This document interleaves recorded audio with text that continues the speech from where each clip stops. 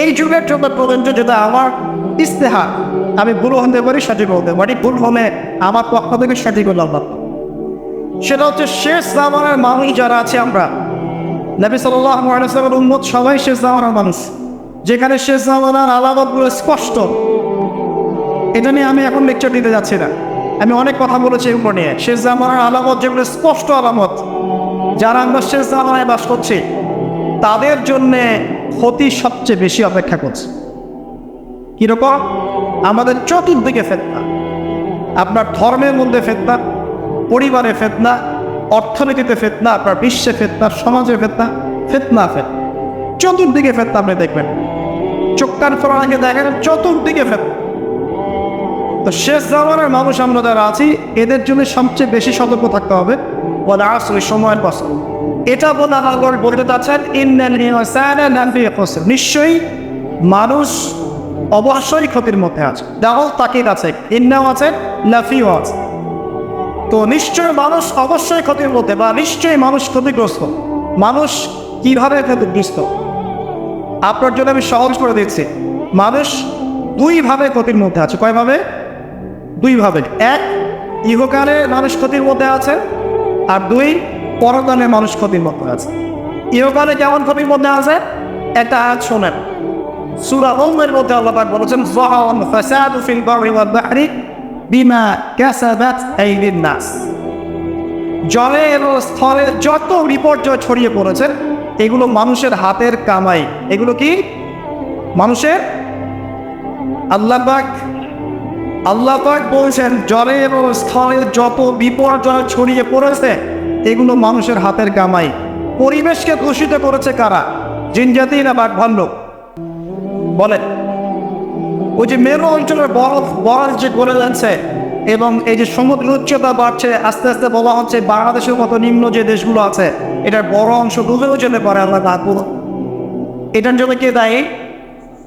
এই যে carbon monoxide গ্যাসের মাত্রা যে বাড়ছে বায়ুমণ্ডলে, কে দায়ী? মিলস অ্যান্ড ফ্যাক্টরিজ, এগুলো দিয়ে যে আমরা বাতাসে উষ্ণতা বাড়িয়েছে, কে দায়ী এগুলোর জন্য? বলছে না। সুদভিত্তিক অর্থনীতি, এটার জন্য কে দায়ী?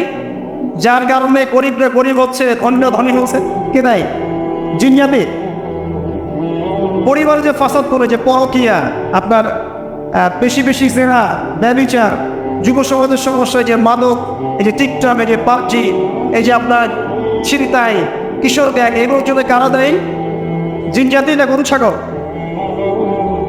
একটা করে শেষ করতে পারবো না, আমার সময় কম। বলছি, যত সমস্যা দেখবেন, পারিবারিক বলেন, সোশ্যাল বলেন, যুবকদের সমস্যা বলেন, ভৌগোলিক সমস্যা বলেন, রাজনৈতিক প্রেক্ষাপট বলেন, বিশ্ব দাঁড়িয়ে আছে একটা পারমাণবিক যুদ্ধের সামনে, প্রতিটা প্রবলেমসের পিছনে কিন্তু মানুষ কাজ করছে। কারা কাজ করছে? এটা আল্লাহ বলছেন, যাহারাল ফাসাদ ফিল বাররি ওয়াল বাহরি বিমা কাসাবাত আইদিন নাস। এটা দুনিয়ার ক্ষতি। আর পরকালের ক্ষতি কি? মানুষ নিশ্চিন্তে না থেকে ঘুমাচ্ছে, কিন্তু মানুষের সামনে অপেক্ষা করছে মালাকুল মউত, মৃত্যু ফেরেশতা।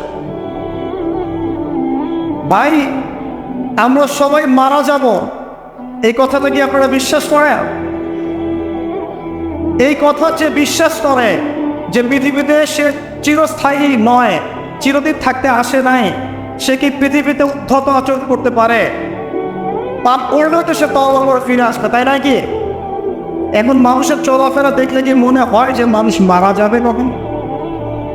আমাদের সবার সামনে মওত অপেক্ষা করছে। এই যে আমরা এখানে যারা বসে আছি, আজকে থেকে হয়তো 50 বছর পর কেউ থাকবো, হতে পারে না? হতে পারে না? 50 বছর অনেক বেশি বলেছি আমি। দেখেন না সামনে কি হয়। 100 বছর পর, এখন পৃথিবীতে যারা বেঁচে আছে, এখন 100 বছর পর এর কেউ বেঁচে থাকবে না। প্রত্যেক 100 বছরে জেনারেশন চেঞ্জ হয়ে যায়, জানেন? তো মানুষের চলাফেরা দেখে মনে হয় মানুষ এখন মৃত্যুবরণ করবে না। মৌতের কোনো ফিকির নেই মানুষের। আল্লাহর সামনে দাঁড়াতে হবে, জবাব দিতে হবে, এই চিন্তা মানুষের মধ্যে নাই। সারাদিন দুনিয়া নিয়ে মানুষ ব্যস্ত হয়ে আছে। আল্লাহ পাক হেফাজত করুন আমাদেরকে।